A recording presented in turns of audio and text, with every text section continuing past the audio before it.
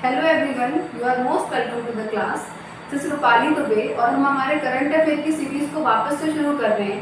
जैसा कि आप सब जानते हैं या जो लोग ने प्रीवियस वीडियो देखे हैं वो लोग जानते होंगे कि हमने पिछले एग्जाम के लिए भी मध्य प्रदेश के करंट अफेयर को डिस्कस किया हुआ है। तो उसी सीरीज को बढ़ते हुए आज हम जनवरी 2023 के करंट अफेयर को डिस्कस करने वाले हैं। तो हम शुरू करते हैं हमारा सेशन। फर्स्ट क्वेश्चन हम देखते हैं, अतीर महोत्सव का आयोजन कहाँ किया गया था?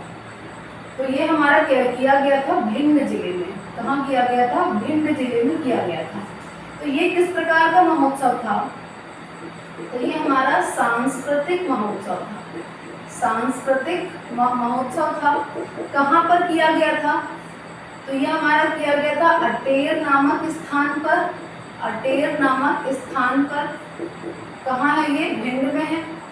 दूसरी चीज हम इसमें क्या देखते हैं कि भिंड में क्या है? अटेर का किला भी स्थित है। अटेर का किला भी स्थित है। ये हमारा जीएस का क्वेश्चन बनता है कि किला कहाँ पर है, तो हम इसको याद रखेंगे कि कहाँ स्थित है। तो ये हमारा भिंड में स्थित है। अब एक और यदि डीप में क्वेश्चन आता है तो लोग पूछ लेते हैं कि किसने बनवाया? किसने बनवाया? तो ये हमारा बनवाया था राजा बदन सिंह भदौरिया ने।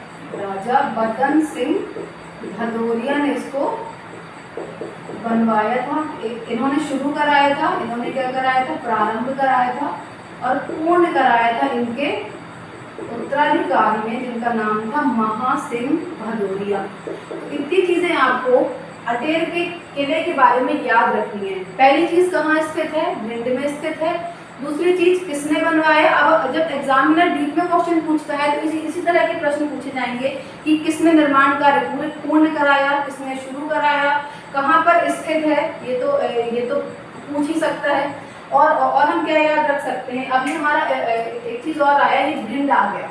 भिंड के बारे में भी हम कुछ फैक्ट्स देख लेते हैं, है ना। भिंड सबसे पहले तो ये देखेंगे ये कौन से संभाग में आता है। इसका हम याद रखेंगे किसमें आता है? ये चंबल संभाग में आता है। चंबल संभाग में आता है।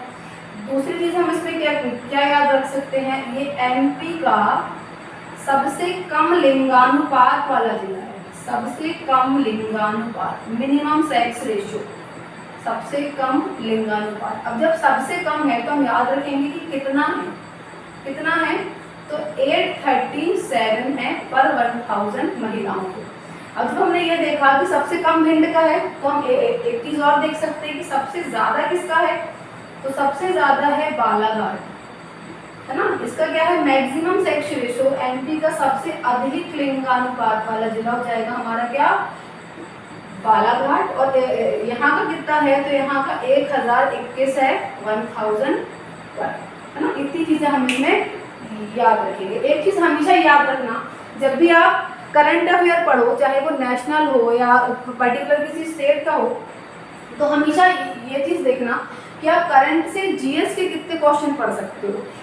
इससे क्या होगा? आपका जो करंट है वो तो प्रिपेयर होगा ही, साथ में आपका जीएस भी स्ट्रांग होगा। और बहुत बार क्या होता है कि करंट से ही रिलेट करके जीएस के क्वेश्चन एग्जाम में पूछ लिए जाते हैं। तो मेरा हमेशा यही पढ़ाने का वे है। यदि आपने प्रीवियसली भी मुझसे पढ़ा हुआ है या आप नए हैं तो मेरा पढ़ाने का वे यही रहता है कि हम हमेशा करंट से जीएस को रिलेट करके पढ़ें। तो जितना भी हम पढ़ें करंट को, तो हम ये याद रखें कि हम जीएस से इसको रिलेट करें और क्या क्या उसके बारे में हम जान सकते हैं, हम उसको जानने की कोशिश करें।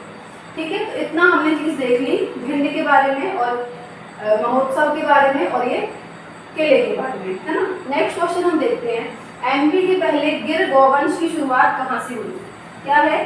गिर गौवंश। सबसे पहले याद रखेंगे कि गौवंश क्या है? तो ये हमारा गायों से रिलेटेड है। गायों से रिलेटेड है।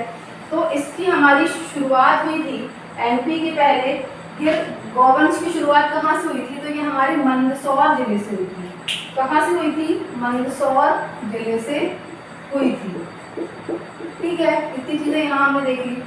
कहाँ है गिर गौवंश? कहाँ से हुई थी? मंदसौर जिले से हुई थी। क्या है ये प्रोजेक्ट? तो गिर गौवंश, तो ये हमारा गायों के लिए पहला प्रोजेक्ट है। किसके लिए है? गायों के लिए हमारा पहला प्रोजेक्ट है। शुरुआत कहाँ से हुई? मंदसौर से शुरू हुई। अब इसके बारे में हम क्या याद रखेंगे, मंदसौर में एक बहुत इंपॉर्टेंट डैम है गांधी सागर डैम। गांधी सागर बांध है, किस नदी पर बना हुआ है, तो ये हमारा चंबल नदी पर बना है।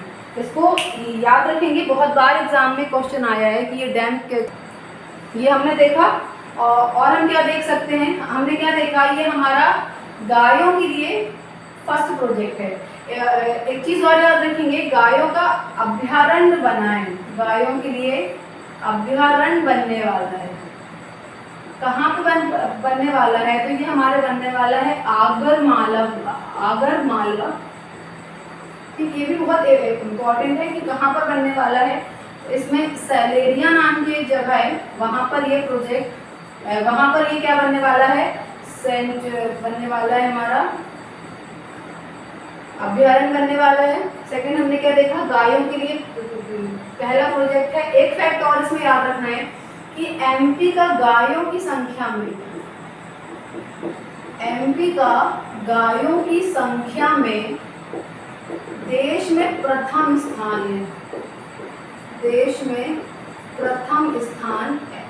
इतनी चीजें हमें इसके बारे में याद रखना है। क्या क्या देखा हमने, पहला गिर गोवंश कहाँ से शुरू हो रहा है। अब देखो ये जो प्रोजेक्ट है इसका ये है कि गायों की देखभाल करने के लिए सरकार के द्वारा सहायता दिया जाएगा, प्रशिक्षण दिया जाएगा।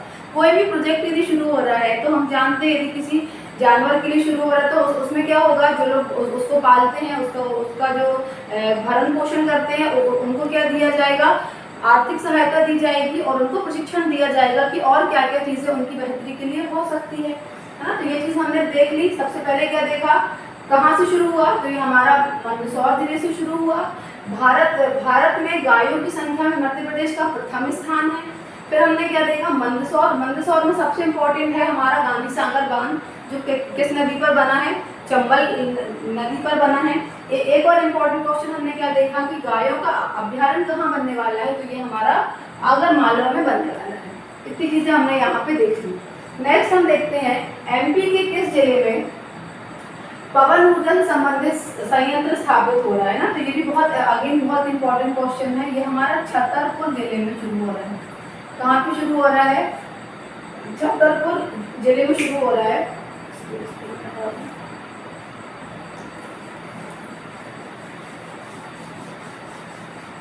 इसको भी आपको याद करना है कि किस जिले में स्टोरेज पवन और हाइब्रिड संयंत्र स्थापित किया जा रहा है, तो ये छतरपुर जिले में किया जा रहा है। ये हमारा किस संभाग में आता है, तो ये हमारा सागर संभाग में आता है, सागर संभाग में आता है। इसमें इतना ये याद रखना है, ये क्या है हमारा नवीकरणीय ऊर्जा के क्षेत्र में, नवीकरणीय ऊर्जा के क्षेत्र में मध्य प्रदेश शासन की पहल है। नवीकरणीय ऊर्जा के क्षेत्र में से संबंधित है ये, और ये हमारा कहाँ पर है, तो छतरपुर जिले में शुरू किया जा रहा है। इसको आपको याद रखना है। नेक्स्ट हम देखते हैं मध्य प्रदेश का पहला महिला इंडस्ट्रियल पार्क कहाँ खोला जा रहा है। अगेन बहुत इंपॉर्टेंट क्वेश्चन है। ये क्या है, एमपी का पहला है, तो हमें ये याद रखना। देखो एक चीज और याद रखना, जब भी हम पढ़ते हैं ना करंट अफेयर, तो आप खुद डिसाइड कर लो कि हमारे लिए प्रायोरिटी हमें किसको देना है। यदि हम किसी स्टेट का पढ़ रहे हैं तो हम देखेंगे यदि देश में कोई चीज़ प्रथम है, वो स्टेट में हो रही है, तो उसको बहुत इम्पोर्टेंटली पढ़ना है। और यदि मध्य प्रदेश में किसी जिले में प्रथम वो चीज़ हो रही है तो उसको भी बहुत ज़्यादा प्रायोरिटी देके पढ़ना है। ये चीज़ आप हमेशा याद रखो। इससे आपका क्या होगा कि फालतू चीज़ें आप नहीं पढ़ोगे और जो इम्पोर्टेंट है उस पर ही आपका ध्यान जाए। तो हमने क्या देखा, मध्य प्रदेश का पहला महिला इंडस्ट्रियल पार्क कहाँ खोला जा रहा है, तो ये हमारा खोला जा रहा है पीथमपुर में। पीथमपुर में, ये हमारा कहाँ है, धार जिले में है। ठीक है, ये हमारा कहाँ है, धार जिले में है। और जैसा हम जानते हैं जो हमारा पीथमपुर है वो पहले से क्या है, बहुत ज़्यादा डेवलप है और इंडस्ट्रियल क्षेत्र है पूरा, है ना। कहाँ पे है, धार में है।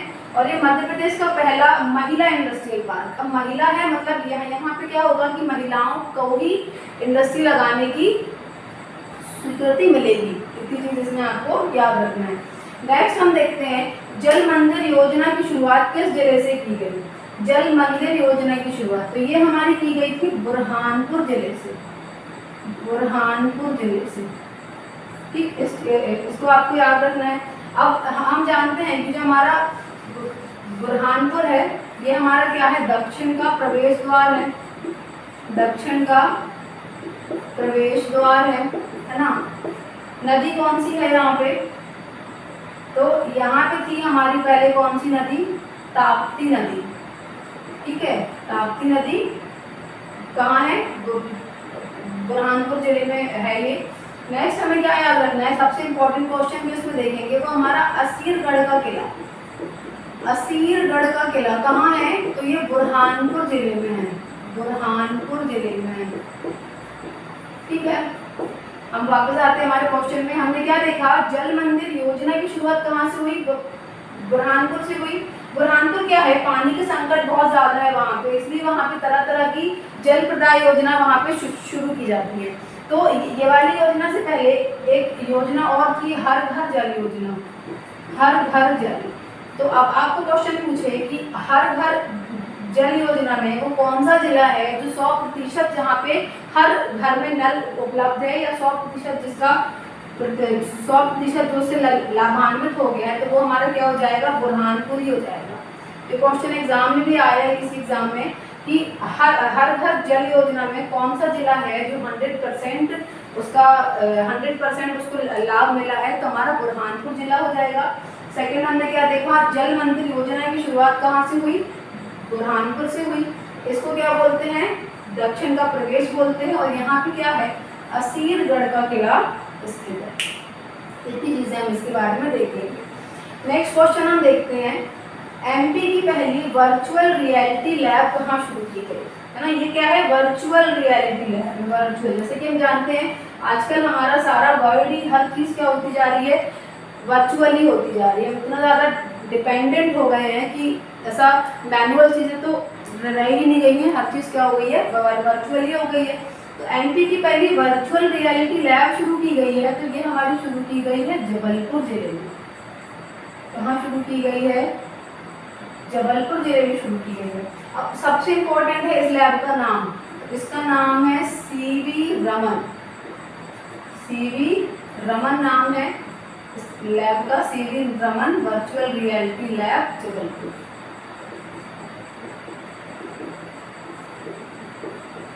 ठीक, इतनी चीजें हम यहाँ पे याद रखें। नेक्स्ट क्वेश्चन है, 17वें प्रवासी भारतीय सम्मेलन का आयोजन कहाँ पर किया गया, तो इसका लिखा ही हुआ है। तो 17वें प्रवासी भारतीय सम्मेलन का जो आयोजन है वो हमारा किया गया कहाँ पे, इंदौर जिले में। कहाँ पे किया गया, इंदौर जिले में। अब हम जानते हैं कि प्रवासी भारतीय दिवस क्यों मनाते हैं, तो प्रवासी भारतीय दिवस क्यों मनाते हैं, क्योंकि इस 9 जनवरी को ही क्या हुआ था, हमारे महात्मा गांधी जी साउथ अफ्रीका से लौटे थे। महात्मा गांधी जी साउथ अफ्रीका से भारत आए थे। ठीक, इसलिए हम क्या मनाते हैं, प्रवासी भारतीय दिवस मनाते हैं। सेकंड चीज हमें याद रखनी है कि इसकी थीम क्या थी। आजकल बहुत क्वेश्चन आ रहे हैं थीम से, तो इसकी जो थीम थी वो थी अमृत काल में, काफी बड़ा है इसका नाम, इसका है अमृत काल में प्रगति के लिए, अमृत काल में भारत की प्रगति के लिए, अमृत काल में भारत की प्रगति के लिए अविश्वसनीय, प्रगति के लिए अविश्वसनीय भागीदार, अविश्वसनीय भागीदार, ये हमें इसमें याद रखना है कि ये इसकी थीम थी। अब ये जो हुआ है ना, तो ये हमारे इंदौर में हुआ है, और यहाँ पे 27 प्रवासी भारतीयों को बुलाया गया था, 27 प्रवासी भारतीयों को बुलाया गया था। इतनी चीजें हमें इसके बारे में याद रखनी। सबसे पहली चीज तो 17वां था, 17वें प्रवासी भारतीय सम्मेलन कहाँ हुआ, तो इंदौर जिले में हुआ। इसकी थीम आपको बहुत इंपॉर्टेंटली इसको याद ही रखना है, क्योंकि थीम से बहुत क्वेश्चन आते हैं। क्यों मनाते हैं, तो इसका यही इतिहास है कि इस दिन महात्मा गांधी क्या हुए थे, साउथ अफ्रीका से भारत लौटे थे, और इसमें क्या था, 27 प्रवासी भारतीयों को चीफ गेस्ट के तौर पे बुलाया गया था। नेक्स्ट हम देखते हैं एमपी की किस वर्ष को अंतर्राष्ट्रीय मिलेट वर्ष के रूप में मनाएगा। अभी हमारा क्या है, हमने क्या किया है, मिलेट वर्ष है ना। मिलेट वर्ष क्या है, सबसे पहले तो भारत ने शुरू किया। सबसे पहले तो भारत भी कब मनाएगा, तो भारत भी 2023 जो हमारा साल है इसको मिलेट वर्ष के रूप में मनाएगा। मिलेट वर्ष मतलब मोटे अनाज के लिए वर्ष, मोटे अनाज के लिए। तो हमारा जो मध्य प्रदेश है उसके लिए भी क्या हो जाएगा, तो 2023 ही हो जाएगा, है ना। अभी हमारा क्या चल रहा है, अमृतकाल चल रहा है, तो बहुत तरह की चीज़ें शुरू की गई हैं। तो हमने क्या किया है, एक मिलेट वर्ष भी शुरू किया है। तो भारत भी कब मनाएगा, 2023 में मनाएगा, और मध्य प्रदेश में 2023 को ही मिलेट वर्ष के रूप में मनाएगा। मतलब मोटे अनाज के लिए समर्पित ये वर्ष हमारा होने वाला है। इतनी चीज़ें यहाँ तक देख लेंगे। अब हम देखते हैं हमारा नेक्स्ट क्वेश्चन। चलिए देखते हैं हमारा नेक्स्ट क्वेश्चन। नेक्स्ट क्वेश्चन हम देखते हैं, प्रदूषित राज्यों में मध्य प्रदेश का स्थान कौन सा है। तो हमारा प्रदूषित राज्यों में मध्य प्रदेश का जो स्थान है वो है चौथा सबसे प्रदूषित राज्य है हमारा भारत में। और जब हमने चौथा देखा तो हम प्रथम भी देखते हैं। तो हमारा प्रथम कौन सा हो जाएगा, प्रथम हमारा दिल्ली है ना। प्रथम क्या है, तो प्रथम हो जाएगा दिल्ली। अब इसको जारी कौन करता है ना। मैंने जैसे शुरू में ही बोला था कि जब भी किसी संस्था के बारे में हम पढ़ें तो हम देख लें कि वो कब शुरू हुई, कहाँ उसका मुख्यालय है, या किसी सूचकांक को पढ़ें, किसी रैंकिंग को पढ़ें तो हम याद रखें कि उसको जारी किसने किया है ना। तो वही चीज़ हम यहाँ पे अपना देखेंगे। हमने क्या देखा, प्रदूषित राज्यों की श्रेणी में मध्य प्रदेश का स्थान कौन सा था, चौथा था। फर्स्ट कौन सा है, दिल्ली। अब इसको जारी किसने किया, किसने बताया ये, तो केंद्रीय प्रदूषण नियंत्रण बोर्ड के द्वारा जारी किया गया। केंद्रीय प्रदूषण नियंत्रण बोर्ड। अब ये हमारा कैसी संस्था है, तो ये हमारी संविधिक संस्था है। संविधिक संस्था है। इसका जो गठन किया गया था, तो ये हमारा प्रदूषण निवारण अधिनियम, प्रदूषण निवारण अधिनियम 1974 के तहत इसका गठन हुआ था। और इसका मुख्यालय कहाँ है, तो इसका मुख्यालय हो जाएगा हमारा दिल्ली, नई दिल्ली। इतनी चीज़ें इसके बारे में याद रखना है। प्रदूषण के रैंकिंग में मध्य प्रदेश का स्थान चौथा है, प्रथम स्थान दिल्ली का है। जारी किसने किया, केंद्रीय प्रदूषण नियंत्रण बोर्ड ने जारी किया। इसका गठन कैसे हुआ, तो एक संविधिक संस्था है जो हमारी 1974 में इसका गठन किया गया। और इसका मुख्यालय कहाँ हो जाएगा, नई दिल्ली इसका मुख्यालय हो जाएगा। नेक्स्ट क्वेश्चन हम देखते हैं, एकात्म धाम द जर्नी फॉर वननेस पुस्तक का विमोचन किसने किया। तो ये जो पुस्तक है, सबसे पहली चीज़ तो किससे रिलेटेड है, तो हमें याद रखना है कि ये हमारे शंकराचार्य, आदि गुरु शंकराचार्य जी के दर्शन को समर्पित है। आदि गुरु शंकराचार्य है ना, आदि गुरु शंकराचार्य जी के दर्शन को समर्पित, दर्शन को समर्पित। नाम क्या है पुस्तक का, एकात्म धाम द जर्नी फॉर वननेस। इसका विमोचन किसने किया, तो ये हमारे मुख्यमंत्री के द्वारा किया गया, शिवराज सिंह चौहान जी के द्वारा किया गया। शिवराज चौहान जी के द्वारा इस पुस्तक का विमोचन किया गया। अब हमने क्या देखा, ये किससे रिलेटेड है, तो हमारे शंकराचार्य जी से रिलेटेड है। अब हमें याद रखना है कि शंकराचार्य की प्रतिमा बन रही है जिसका नाम ही क्या, एकात्म धाम। ये हमारी कहाँ पे बन रही है ये प्रतिमा, तो ये बन रही है ओमकारेश्वर में। कहाँ बन रही है, ओमकारेश्वर में इनकी प्रतिमा बनाई जा रही। कहाँ पे है ये, खंडवा जिले में। कहाँ पे जाएगी, खंडवा जिले में। इतनी चीज़ें इसके बारे में हमें पढ़ना है कि हमारा किसने किया विमोचन, तो शिवराज सिंह चौहान ने किया। किसको समर्पित है, तो शंकराचार्य जी को समर्पित है। इनकी एक प्रतिमा बन रही है जिसका नाम भी क्या है, एकात्म धाम है। और ये कहाँ बन रही है, तो ये खंडवा में बन रही है। ठीक है, इतनी चीज़ें हम इसके बारे में याद रखेंगे। नेक्स्ट हम देखते हैं, एमपी का सबसे बड़ा हर्बल गार्डन कहाँ बन रहा है। तो एमपी का सबसे बड़ा हर्बल गार्डन बनने वाला है भोपाल जिले में। हमारी राजधानी भोपाल जिले में एमपी का सबसे बड़ा हर्बल गार्डन बनने वाला है। नेक्स्ट क्वेश्चन हम देखते हैं, एमपी में अटल बिहारी वाजपेयी की सबसे ऊंची प्रतिमा कहाँ स्थापित हो रही है ना, सबसे ऊंची प्रतिमा कहाँ स्थापित हो रही है, तो हम देख लेते हैं। ये हमारे स्थापित हो रही है सागर में, इसको स्टार लगा लेंगे, बहुत इंपॉर्टेंट क्वेश्चन है, क्योंकि हम जानते हैं अटल बिहारी वाजपेयी, यदि अटल बिहारी वाजपेयी की जीवनी का थोड़ा सा यदि हम ऐसा लुकआउट करें कि क्या था इनका, तो अटल बिहारी वाजपेयी का जो जन्म हुआ था, इनका जन्म हुआ था 25 दिसंबर 1924 को ग्वालियर में। कहाँ हुआ था? ग्वालियर में। तो जो इनकी प्रतिमा है वो ग्वालियर में नहीं बन रही है ना, ये हमारी बन रही है कहाँ? सागर जिले में, सागर जिले में बन रही है, और इसकी ऊंचाई होने वाली है 30 फीट। 30 फीट की प्रतिमा अटल बिहारी वाजपेयी जी की हमारे मध्य प्रदेश में बनने वाली है सागर जिले में। इतनी चीज़ यहाँ पे याद रखनी है। यदि हम अटल बिहारी वाजपेयी की जीवनी का थोड़ा सा यहाँ पे देखें, तो जो इनका जन्म है वो हुआ था 25 दिसंबर 1924 को ग्वालियर जिले में। इनकी मृत्यु हुई थी 16 अगस्त 2018 में। और इन्हें भारत रत्न कब मिला? बहुत बार एग्जाम में बड़े बड़े लोगों का भारत रत्न का ईयर भी पूछा गया है कि इन्हें भारत रत्न कब मिला। तो इन्हें भारत रत्न मिला था 2015 में। ये हमारे 10वें प्रधानमंत्री रहे हैं, 10वें प्रधानमंत्री रहे हैं, 3 कार्यकाल रहे हैं इनके। प्रधानमंत्री 10वें थे, 3 इनके क्या थे?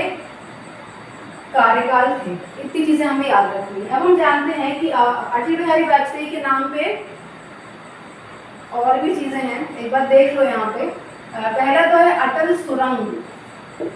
अटल सुरंग कहाँ है? कंफ्यूज नहीं होना है, ये कहाँ है? तो ये हमारे रोहतांग सुरंग भी नाम है इसका, रोहतांग सुरंग। और हम जानते हैं रोहतांग दर्रा कहाँ है? तो हिमाचल प्रदेश में है।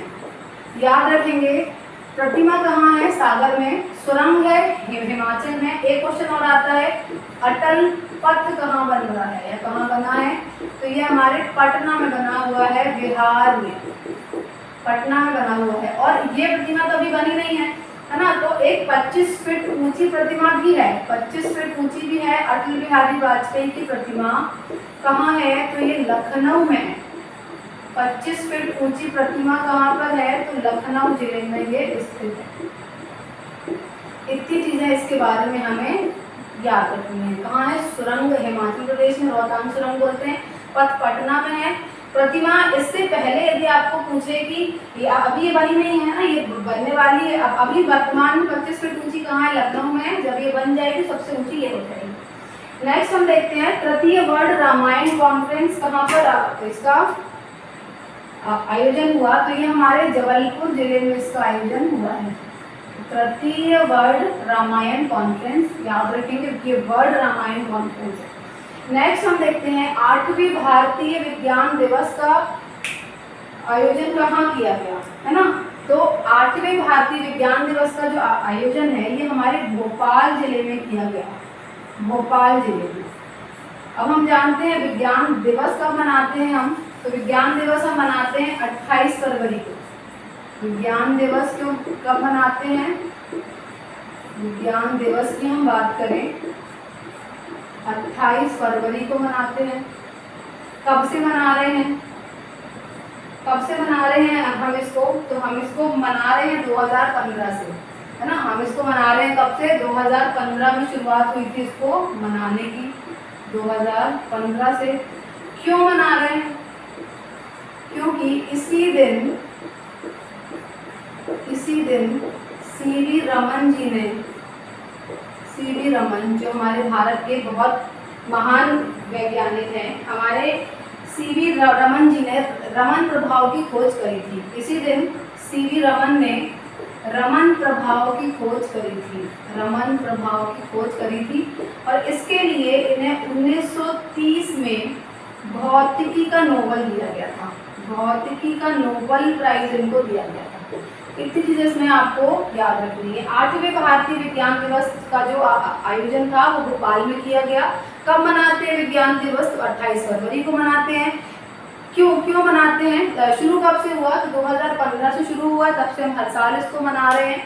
नेक्स्ट हमने क्या देखा, हाँ, कि इसको क्यों मना रहे हैं, तो इसी दिन सीवी रमन जो हमारे भारत की बहुत बड़े वैज्ञानिक, इनने क्या करा था, रमन प्रभाव की खोज करी थी और इसके लिए इन्हें 1930 में भौतिकी का नोबेल दिया गया। ठीक, इतनी चीजें यहाँ पे याद रखेंगे। नेक्स्ट हम देखते हैं 25वीं यूथ नेशनल वॉलीबॉल प्रतियोगिता कहाँ पर आयोजित की गई, तो ये हमारे पन्ना जिले में की गई। कहाँ की गई, पन्ना जिले में की गई। इसमें आपको सिर्फ इसका नाम ही याद रखना है कि किस जिले में की गई। नेक्स्ट हम देखते हैं ग्लोबल इन्वेस्टर समिट, इसका कहाँ आयोजन हुआ, तो ये हमारी आर्थिक राजधानी इंदौर में इसका आयोजन किया गया। हमने देखा प्रवासी भारतीय दिवस भी यही मनाया था, तो 9 से 10 जनवरी तक प्रवासी भारतीय दिवस मना लिया हमने और 11 से 12 जनवरी तक ग्लोबल इन्वेस्टर समिट मनाया गया था। ग्लोबल इन्वेस्टर समिट का मनाया गया था और इसकी थीम आपको याद रखनी है, इसकी थीम है the future is ready. The future is ready. आपको पूछे कि ग्लोबल इन्वेस्टर समिट 2023 की थीम क्या थी, तो आपको याद रखना है the future is ready. The future is ready. इतनी चीजें यहाँ पे याद रखना है। तो अभी हमने 16 हमारे करंट अफेयर को डिस्कस किया है। मैं उम्मीद करती हूँ कि आपके लिए सेशन लाभदायक होगा और आप इससे पढ़ेंगे। यदि कुछ शिकायत हो तो आप मुझे वो बोल सकते हैं, या कोई इम्प्रूवमेंट करनी है तो उसके लिए भी आप बिल्कुल स्वतंत्र हैं। और सेशन देखने के लिए आपका बहुत बहुत धन्यवाद। और हम नेक्स्ट वीडियो भी जल्दी लाएंगे और आपके लिए पक्का हेल्पफुल होगा। Thank you.